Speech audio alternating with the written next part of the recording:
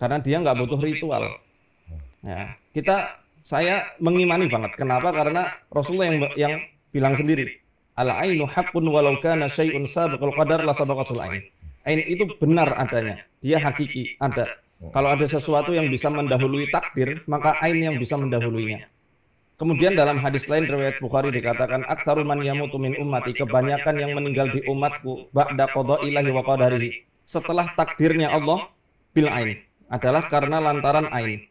Nah, mungkin bertanya-tanya ain itu apa? Ain itu kalau saya simpulkan dari banyaknya pendapat ulama yang mentakrif atau mendefinisikannya, itu adalah sebuah energi negatif yang terlesat dari kekaguman yang terekspresikan secara spontan, baik dari ucapan, sentuhan, maupun ekspresi gerakan. Contohnya kayak gimana? Contohnya gini, ada dalilnya di hadis riwayat Ibnu Majah. Ada dua orang sahabat Ahlul Badar, namanya Sahal bin Hunayf dan Amr bin Rabi'ah, radhiyallahu anhum. Nah, ini Sahal adalah laki-laki yang punya kulit mulus, nggak ada panunya, nggak ada bekas koreng. Mandi. Zaman dulu mandi kan nggak kayak gini, ada toilet atau kamar mandi kan, di apa namanya, ada skatnya. Kelihatan nama Amr bin Rabi'ah, sebagian kulitnya yang sangat putih. Kemudian Amr bin Rabi'ah mengatakan, aku tidak pernah melihat kulit seindah yang aku lihat pada hari ini. Seketika langsung jatuh Sahal bin Hunayf, kejang-kejang dibawa ke Rasulullah. Kemudian beliau mengatakan, alama yaqtulu ahadukum, ya, akhahu. Alama yaqtulu ahadukum akhahu. Atas dasar apa salah seorang di antara kalian hendak membunuh saudaranya? Kalau kalian mengagumi suatu nikmat yang ada pada saudaranya, hendaklah mendoakan keberkahan. Jadi kalau dalam Islam itu kadang barakallahu fiik. Barakallahu fiik itu artinya semoga Allah berkahi kamu. Atau kalau orangnya jauh, semoga Allah berkahi prestasinya, Allah berkahi rumah barunya, Allah berkahi gadgetnya, anak-anaknya dan lain-lain. Karena kisah orang yang kena ain itu banyak. Kita kedatangan pasien itu justru lebih banyak orang yang kena ain daripada kena sihir atau gangguan jin. Oh, ini menarik nih. Ain itu kayak energi yang keluar dari orang yang berbicara. Dan spontan itu. Spontan gitu. Makanya dalam surat Al-Falaq, wa min syarri hasidin idza hasad. Dari keburukan orang yang dengki ketika dia sedang mendengki. Itu kan surat Al-Falaq yang dianjurkan oleh Rasulullah dibaca setiap pagi dan petang 3 kali.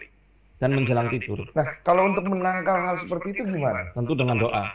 Kalau di Islam ya dengan itu tadi doa perlindungan, ayat kursi, al-ikhlas, al-falaq, an-nas. Allah menyebutkannya dalam surat Al-Falaq itu untuk diucapkan oleh hamba-hambanya ketika pagi dan petang, supaya tidak kena efek dari ain itu. Itu dia tuh, menarik sekali ya. Terus kemudian tadi baru satu ya? Iya, yang kedua itu sihir. Kalau sihir jelas ya, kalau mungkin di kitab suci lain ada ya. Kalau di Quran saya lihat ada di beberapa surat, di Al-Baqarah ayat 102. Itu sihir perceraian di zaman Babilonia. Zaman Raja Nebukadnezar. Itu diturunkan malaikat Harut dan Marut namanya. Itu mengajarkan sihir, tapi bukan untuk menjadikan manusia untuk ingkar kepada Tuhannya, melainkan mereka mengajarkan supaya manusia tahu, oh ternyata sihir kayak gini nih, penangkalnya ini. Nah, itu kayak gitu. Kenapa Harut Marut diturunkan sama Allah.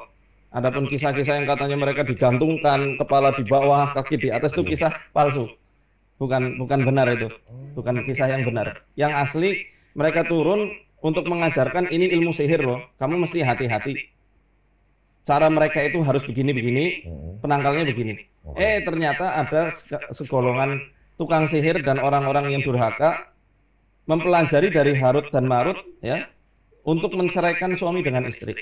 Nah, ini fayata'allamuna minhuma ma yufarriquna bihi bainal mar'i wa zawji. Mereka mempelajari dari Harut dan Marut sesuatu ilmu sihir yang bisa untuk menceraikan suami dan istri. Caranya gimana itu? Macam-macam. Saya bawa salah satu kitabnya.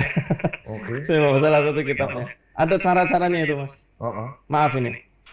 Ada di antara itu yang supaya maaf laki-lakinya cenderung ke wanita lain, istrinya cenderung kepada pria lain, ada ritual-ritualnya, ada gambar-gambarnya, rumus-rumusan, kalau bahasanya itu tilasmun. Jatuhnya santet itu. Ya, Jawa, orang Jawa kan santet ya. Kalau di kita ya sihir itu. Sihir tafrik. Maksudnya sihir. Sihir tafrik. Tafrik itu pemisah. Dalam bahasa Arab artinya memisahkan. Itu di Quran mengatakan bahwa ada sihir untuk menceraikan. Kenapa kok sihir yang dijelaskan di Quran adalah perceraian? Karena mafsadatnya besar, kerusakannya besar. Berapa banyak, maaf ini, anak-anak yang karena broken home dia akhirnya runtuh jiwa dan mentalnya. Iya, iya. Dan dalam hadis kan sudah dijelaskan itu bahwa iblis akan memberikan kedudukan spesial kepada setan-setan yang berhasil menceraikan suami dan istri. Ada setan datang, aku telah berhasil membuat manusia mencuri, kamu belum lakukan apa-apa. Aku telah berhasil membuat manusia membunuh, kamu belum melakukan apa-apa. Aku berhasil membuat manusia zina, judi, dan lain-lain, kamu belum melakukan apa-apa. Ada satu setan, aku berhasil membuat manusia bercerai, menceraikan istrinya. Nikmat syaiton anta. Sebaik-baik setan adalah kamu. Didekatkan, diberi trofi. Oh, tinggi gitu loh pencapaiannya kalau berhasil melakukan. Aku juga pernah dengar itu. Jadi sekarang itu iblis-iblis itu fokusnya adalah untuk di pernikahan itu, Betul. dibikin cerai karena di situ dia bisa hancur-hancurin.